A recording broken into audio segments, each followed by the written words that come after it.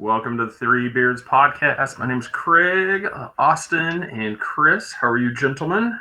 Wonderful, wonderful. Happy New Year, guys. Happy New Year's to everybody from the Three Beards Podcast. I hope everybody had a great time. Didn't drink a whole lot. Made it home safely. There's something floating in your camera, sir. Which one? All right. What? UFO is floating in Austin's camera there. Oh, yeah. All right. We're talking about the simulation theory or the simulation hypothesis tonight. So we'll start off. I got a little thing for anybody that's not really aware of what that is or what that actually means. Simulation theory, it's a hypothesis It's okay. that everything we see and know is an artificial simulation.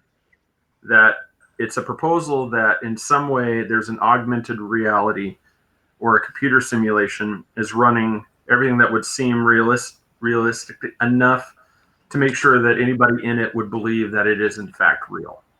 The 1999 movie The Matrix. That's really a really good kind of representation for visual for anybody that's never seen it, wondering what this is. So Elon Musk, he's even thrown out that he believes that 1 in possibly a billion's chance in that reality is not currently living in a computer simulation. So he believes we're already in it. Yeah, I listened to a little bit of him with Joe Rogan talking about it. I didn't get a chance to listen to it all, but yeah, the way he was describing it, I think he said like there's a 1 in a billion chance. Yep. There's 1 in a billion chance that we are in real life, So That's I was like, damn, it's a big number, but still 1 in a billion. That's pretty. Wow. Oh yeah, that's from Elon Musk being, he's so I believe anything he says, man. Like he's such a quiet person, but there's something about him that I trust more than Mark Zuckerberg. 1 in a billion is a very large number. Yes. Yeah. Yes, it is. I mean, that's a little kooky. Yeah, not that there's a possibility. That's 1 in a billion's chance. So that means like 99 million chance that we're not. Yeah, I doubt that. Or so he's basically saying we're in it, and it's just that 1 in a billion chance that we're not. I mean, it's just he's saying that there's very little chance that we're not. That may have been the same episode that he started smoking weed for the first time with Joe Rogan. So well, it could be. Well, now, do you think it was the first time? I'm going to give that a big fat no. Do you think that was the first time? Come on. Even though Chris is currently drug free. Yeah. He's starting out the new year drug free, everybody. All right. The thing is though, like a lot of these conspiracies, I go into already believing. I kind of believe this one a little bit, but honestly, the more I listen to the pro simulation theories, I'm like, I don't really believe it. The more I listen, the more I think about it, I'm like, I don't really believe in that theory on life. So yeah, I'll break it here. In your guys' research, did you guys come across the name Nick Bostrom? Nick Bostrom. Yes, I did. Yes, the philosopher. This information is courtesy of Wiki and a few other sources. Wikipedia. That kind of tied into it. But in 2003, he proposed that there was a trilemma, and I'm not sure if you guys know what a trilemma is. You've heard of a dilemma, which is 2, where do I go down to the left or the right at this, this fork, which way do I go? Trilemma is in definition, it's a choice where the individual, is forced to make a difficult or unacceptable choice, and there's no option out of it. It's one of these 3. You have to go. So it's kind of like you get to an intersection. You either have to go right, left, or back up. There's no other way you can go. No. This wall, it's like however you want to, you're capped. It's like the mouse in a race. There's only 3 ways to go. You can't deviate. If there's a fire in all 3 ways, you still have to make a choice. I mean, there's nothing, and that's what a trilemma is. And his proposal was the first choice is that a fraction of human level civilizations that reach post-human stage. And what that is that one is capable of running a high-fidelity ancestor simulation is close to 0. These are going to be hard to follow along. So what a high fidelity simulation is for that is there's an ancestor simulation. And this is kind of like the movie The Matrix. It's the ability to simulate the actions and all the neurons of the brain and simulate the sensory input to the brain with enough accuracy to convince the simulation that it is in fact a real person. Okay. So I don't see it, but he's also the inventor of the car of the Tesla. So I mean, well, this is Elon. This is Nick Bostrom. That Elon, yeah. Yeah, this is Nick Bostrom that did this one, and that's the first choice that we have in the trilemma. The second one is that the fraction of post-human civilizations that are interested in running simulations of their evolutionary history or variations thereof is very close to zero. And then we have the third choice is the fraction of all people with our kind of experiences that are living in the simulation is very close to 1. Oh. So That's maybe I don't believe in the simulation theory because I never did good in math. So numbers confuse me and scare me. So we'll go with that crap. Awesome. Welcome. Glad you're watching. That's awesome. We got somebody from Brazil checking us out. Yeah, it's cool. We're getting worldwide now. Yeah, that's the thing awesome. is, though, being a young buck of the podcast, I don't know how old it is, but I never watched The Matrix, so maybe I need to maybe watch it, and then you probably should because that follows credit. Basically, what it is, I'll give you a little rundown. You must watch The Matrix. Yeah. So Matt, you might want to put your spoiler alert because I'm getting ready to spoil The Matrix for anybody. You already stole Star Wars for me. I know. My God. I unfortunately broke Austin in on the fact that Luke was Darth Vader's son, and I told him I'm sorry I spoiled a 1983 movie for him. Oh shit! That was a good day. So The Matrix, we're all living in a computer simulation, and we all believe that it's real. It's just like you and me. We're all drinking. We're having our beers. We're having our drinks. We're going to work. We're doing our lives. But the whole time, we're in a vat. Our actual body is inside this goo that we have all these tubes connected to us. We're completely, like vision-wise, we haven't used our eyes. We haven't used our body at all. What we're doing is the human body creates so much heat and power by itself. We're used as a battery to power the machine. Wow. And that some people have broken free out of it, and that's where the whole story of the Matrix comes from. But it's kind of like that. It's because part of the simulation theory is when a lot of people use some of the examples. It's deja vu. Yeah. Because anybody, Debbie, hello, welcome to watch the show. We're when you have like deja vu, because there's sometimes you have like, God, I feel like I've seen this before, but then there's times where you're like, there's other times where you're like, I have been here before. There's multiple times where I'm just sitting back going, I've been here. That actually just happened like a week or so ago. I'm driving like, dude, this just happened. Like, I don't know. Yeah, it is one of those because there's times where you're like, I've seen these people before. They're in the same exact place. They're in the same exact area, and the whole time you're looking at it, you're just like, how could this possibly be? Because the chances that those two joggers, that bicyclist, that car, everybody being in the same exact spot. So how could I possibly feel like I have been in this exact moment before? And that people use that as that's proof that that's a hiccup in the system. That is a reboot. That's a little scary. When that happens, that's a little scary. You're like, I've seen this street before. I've been here, and you can't place it. I'm like, and you know it, and it's like you feel it. It's not just something like maybe you feel this. You're like, it's in a way it's slightly like a freak out moment because you're just like, I've seen this before. I have literally been here before. And that just happened too. I remember talking to you guys about it. I can't remember what it was now, of course, but I felt it was a glitch in the system. It just felt weird. You were dreaming UCF was in a national title. Shots fired already. At least we won our bowl game. Yeah, we'll save that for Sunday. Yeah, so this is not a sports section, Chris. Another little spoiler for you, Chris, from the Matrix, because they have a scene where they're walking in this, and a black cat walks by. The black cat. Yeah, the black cat. All of a sudden, here comes that same black cat, and he's like, "Whoa!" No. They're like, "What do you mean, deja vu?" What do you mean? And they're like, "A black cat came by, and then another one."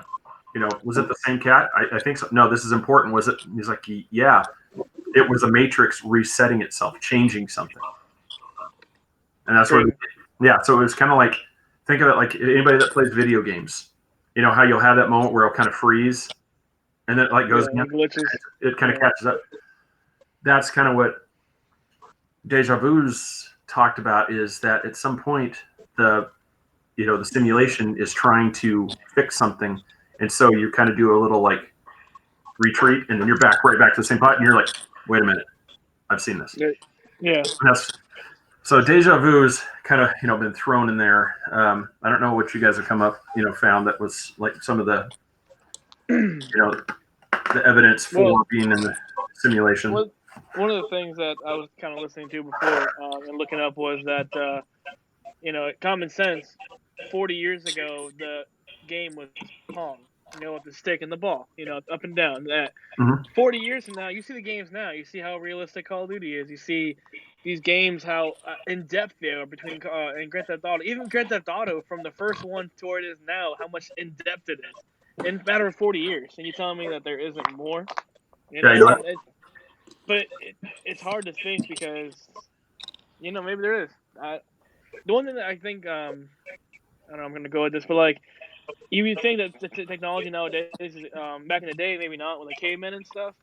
But like, there's a game now, and that probably has nothing to do with this. But the game called Horizon Zero Dawn of cave, like they're dressed as cave women and men, but the dinosaurs are technology. Like there was a glitch in the system, kind of like the metal dinosaur technology is back in the day when the cavemen were there. So yeah, I've seen that. It's a fun game, but stuff like that. I mean, I don't know. I still. Maybe I watched The Matrix to understand. Oh, you should. I mean, besides the fact that it's a good movie, the second and third one, you can pretty much just say, set those aside and just pretend they don't exist. Yeah, watch the first and the second one. No. Don't watch the second and third one. Just pretend they don't exist. Just the first one? Just the first one. Okay. Did you see what amazing part about this to me? Did you see when you were doing your research that if you in 30 years they say you'll be able to upload your brain image to a cloud. So basically it'll be like Google storage. According to Google expert, you'll be able to upload your brain to a cloud. So basically, will that eliminate Alzheimer's and some of the diseases that mess with your mind? Because if you upload your past memory, basically like when your phone catches a virus, you can just go back and restart from that date. So I'm wondering, is that going to be a cure for some of the the mental illnesses and stuff? Possibly be whether or not they could hack into the genetics part. I mean, I know, like I said, we've talked about it before. We're approaching, people believe we're approaching the singularity, and that's where man and machine combines. It's just a flawless integration where there's no longer separation. It's the Borg, from Star Trek, however you want to look at it, the singularity, to where we can go in and we can have implants put in us. I mean, we just are so. Yeah, you see the fucking robots. They're talking back to us, and they have their own brain. This will no longer be a need because it'll be right here, and then all we have to do is either, and all of a sudden we see it in front of our eyes, or we just have to think it. We just have to think Google, and all of a sudden the screen comes in front of our eyes, and we're like, just by looking around, we can do all this. I mean, is it scary? Is it scary to some? Yes, but at the same time, like you have all the I don't want technology in me. I'm like, in a way, God, how cool would that be? It can't be Android. It has to be Apple. So that's the only way. That's the only way I'm gonna get some technology installed in me. If I know it's foolproof like Apple, not Android. Why? So we have to go sit at a center and get re-uploaded every update every year because the operating system constantly changes. Yeah, pretty much. I'd rather be able to just go, have the Android system put up to me where I could lay on my pillow and just plug the little thing in there, and it just does the update as I sleep. It just. Well, where you going, Chris? I'm going to Apple to get my monthly update. Yeah. It's just like a doctor's office. You have to go your yearly checkup. You know, you have to go to the doctor's office. Come out, Chris. I don't remember your eyes being blue. Yeah, that's the new operating system from Apple. All twitchy and shit. You got twitches. Yeah. Oh, You man. got to have so we're all going to be walking around with either just the Android robot or an Apple, all branded. So it's just, we'll end up two separate civilizations that can't coexist because they don't communicate with each other. So, I don't know if it was a show or I saw it. Maybe it was Black Mirror, because if you haven't watched Black Mirror, you got to watch it, dude. That's a good series. Yep. They were talking about in a couple years, not a couple years, but down the road, that we're getting to the point where we just walk up, grab a USB, stick it in our head for like 5 minutes, and we just learn a whole day's worth of work, and then, all right, see you tomorrow. It takes like 5 minutes to learn a whole 8 hours worth of stuff. I was like, well, that's the Matrix. That's the Matrix, because even in one scene, he's like, one of the characters, Trinity, she's like, she needs to learn how to fly a helicopter. So she calls the operator and says, I need to do this. And all of a sudden you see her, like, and all of a sudden she goes, okay, let's go. She's now programmed. She knows how to fly the helicopter. That'd be crazy. You go to a job interview. Do you have these qualifications? No, but tonight I'll have them. I just need to know what I needed.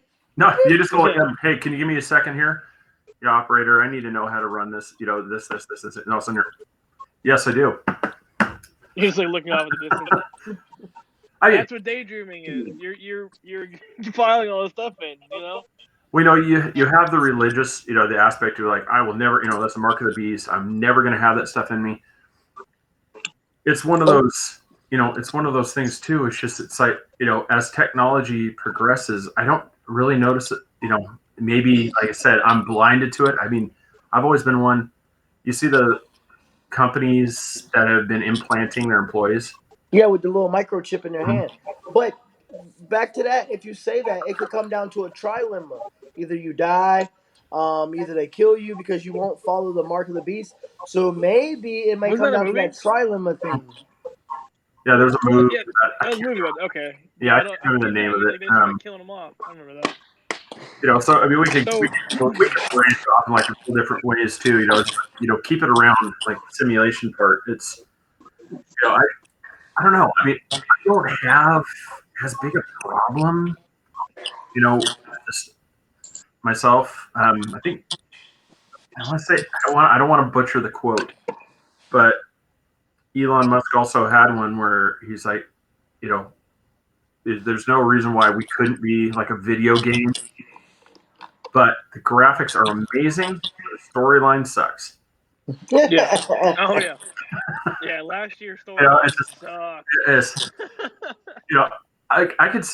I could see it because we'll talk about things throughout this program. As we do our podcast, we'll touch on the everything from the flat Earth to the hollow Earth to.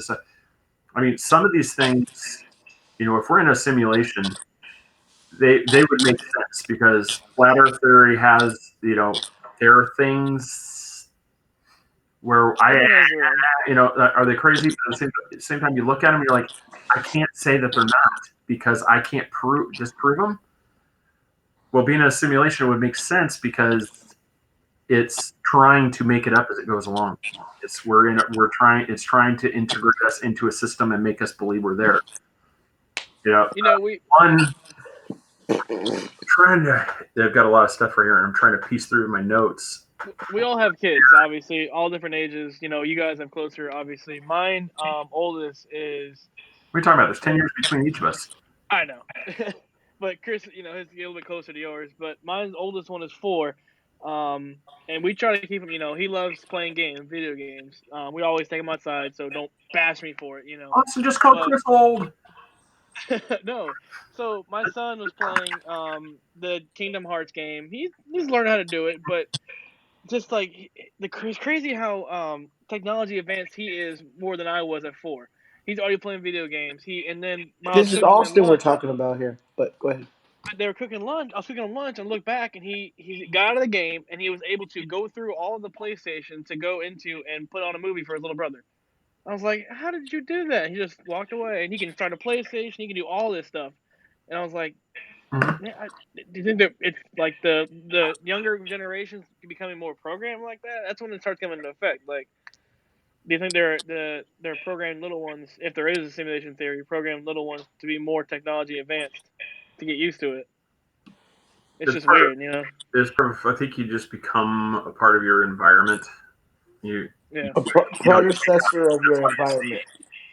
From them being so as soon as I can run and walk, they know how to hold a remote. They're holding so it's Yeah. easier. Where us, we had 15 years plus before we had I had it. Yeah. I started with Commodore 64, Atari. I bet back in that. It depends on the thing too, you know. Yep. So control. Now Chase is over here with this. Yeah. And he's got it down. I'm like, that's awesome. I still think Xbox users sit down to pee. No. PlayStation remote. You gotta be careful. There are gonna be some teenage kids on I Xbox forgot. that are gonna tear into you for that. You gotta be careful of picking on the Xbox trolls. Oh my god, yeah, we're getting off topic here real quick, but first, my girlfriend, she played PlayStation, I played Xbox, I love Xbox, right? And I was like, I'll beat you, typical, I'll play you in Call of Duty 1-on-1. Let me tell you what, dude, she kicked my ass. And she had an Xbox controller in her hand. The first time ever playing, kicked my ass. And I was like, you know what? PlayStation is better. Or why she was so good at it is because when she came from PlayStation to Xbox, she realized how comfortable that controller was. And She hates it, she says. I like it better. Yeah, so, I do too. I don't know. But no, I don't know. I guess it's one of those conspiracies that I'm not 100% on. So, but No, I gotta watch the Matrix to understand it better too. I would recommend that if anybody is just from the entertainment value, because it is a good movie, but it kind of fills in with these things. I mean, I know Nick Boss from saying it's really we're like TED Talk, like trying to get in those, but it basically breaks down on it is that his choices are we look around us and there are definite things that we can look at and say, this shouldn't be what it is. Yeah. Why is that? I can't figure it out. You're looking through the choices and he goes through a lot of that stuff. I mean, I didn't want to get super into this because it's going to be like reading a textbook. Yeah. And it's that, that's not entertaining because, I could feel my eyes rolling to the back of my head as I was trying to explain to you guys, his trilemma, and that's how when you read through some of the stuff, I want to go through those. I mean, even from the religious aspect, you have, what, how does that work for people, in religion? When if we are a simulation theory, everything is made up, and it's just a construct that as a control mechanism for the different groups out there. But then, as a computer simulation, why would you want multiple different versions that people would end up rejecting one, going towards another? I mean, maybe that was intended because if you go through the Matrix, they talk about how the first system crashed because they made it a utopia and nobody could accept it because everything was perfect and it collapsed. So maybe the warring aspect is a necessity to keep people from figuring out that they're in a simulation. That's what's up. But yeah, I mean, Then the real bizarre one is we don't even exist. We are the simulation that's being simulated to another being. We are Sims. That we are the Sims. And that's the other, that, your mind can get like, it's like, crazy. Yeah, the answer is out there. But yeah, it's Debbie, like I said, if you get a chance, like I said, it's a good, just one night, just put on the Matrix. It's a fun movie to write, and it kind of falls along this, and you'll see some of those things. But yeah, Look, I know it has nothing to do with. I mean, it's probably off, but it's like with the maybe more government. But I'm rewatching Prison Break just because, and it was when they were trying to break the big news. The big company was like, I don't care how you stop it, start a shooting, start a wildfire, do something. I'm like, I never heard it the first time watching the show, and I'm thinking, That's weird because as soon as something big happens, we just forget about it, and then there's this big fire, or there's something else that just happened. So it's like maybe it's not a simulation, but there's other stuff going on, a bigger intelligence, like you say, that distracts us from it. So Yeah. I So, don't know. I mean, unless you guys got anything else, I mean, that's pretty much what I found on the simulation theory. You know, do I? I mean, do I want to believe I'm the construct that's being beamed into somebody else's brain? No, I don't want to. I don't want to believe that. But is it possible? I could believe it. I mean, I could believe. I could be. Is probably persuaded to believe that at some point, like Matrix style, we're in a system, and it you could break out of it. I mean, it kind of there's some times where we just talk about deja vu. It's just there's times where you're just like, this is weird. How is this possible? I mean, there's no way I've been here before. I mean, I had deja vu down here, and after we moved down here to Florida, obviously, I don't have a long history here in the Central Florida, and also I'm like, how am I having deja vu of this situation? Yeah, makes sense. Yeah, it's one. So if it may not be, I'm really having a hard time today. The simulation theory, but like, like I said it before, when you're younger, these damn dogs, man, I hate the neighbors. when you're younger, you're so innocent and everything. I was all these when 9/11 happened. I think I was like 7 or something, and all these shootings happened, and I didn't pay attention to them. But now that when you turn 18, it's like a switch is flipped, and it's like everything is just open to you now. It seems like when you're an adolescent, it's just like you're blinded by it. Yep. So do you think it's the same way? You felt the same way when you were a kid? A perfect example of that is when you watched Home Alone as a kid, you only watched Home Alone for what he did, the kid did. Yeah. But now when you watch it as a parent, you're like, oh my God, I'd be petrified. I left him home. Yeah. He ran this, he did that. So you watch it as a parent. So basically, that's the It changes. coincide of what you're saying. That it's a thing. Like when you get older, you pay attention to more stuff that relevantly affects you. Yeah. No, well, like I said, as long as we're in the simulation, I mean, if we're going to keep having, the simulation, then by God, I'm going to enjoy it because right now I'm enjoying this part of the simulation. Yes, yes. And maybe we can find a way to simulate more birthdays, so I can see Nanny Cake every other day. Matrix beard a lot softer by using part of the construct. The more of this construct I use on this part is making this softer. These smells better.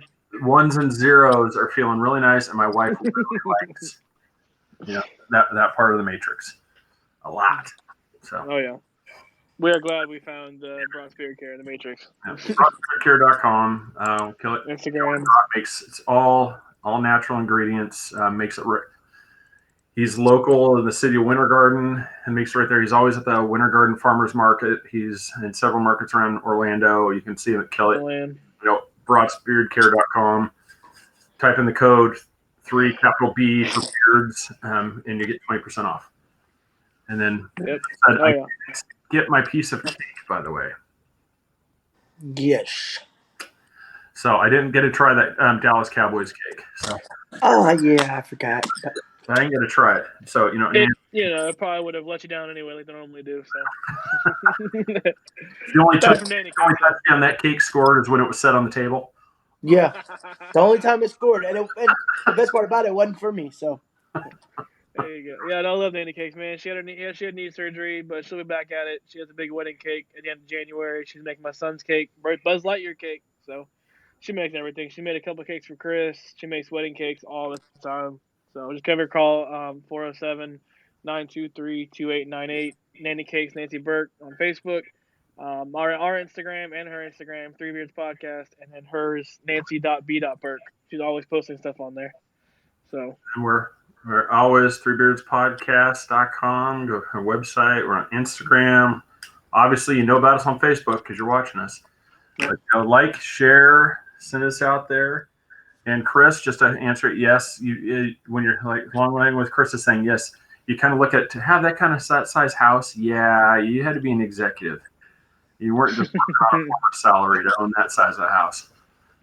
But yeah, no, we thank everybody for watching. Like I said, please like, share. Happy New Year. Check out that last episode we just did on Sunday. Very That was motivational. a good one. Talking to Jeremy. That was a fantastic thing. Debbie just asked, now, do you know if Nancy makes vegan? I'm not 100% sure. I know because my sister is gluten free, so she's working on it. So I'm pretty sure you can ask her; she might do it because she's open and she's expanding her skills. So definitely give her a call, and she'll definitely find out for you. Yeah, so there, give her a call. Like I said, check, and like I said, she'll be able to let you know. Same thing. Just tell her us, man. Yep. She'll answer all your questions. Appreciate you watching. Thank you so much. We have Happy New Year, everybody. We will see you Sunday to do another recap of the bowl games, the craziness that's going on. Oh yeah, I got a lot to talk about. Good night. Good night.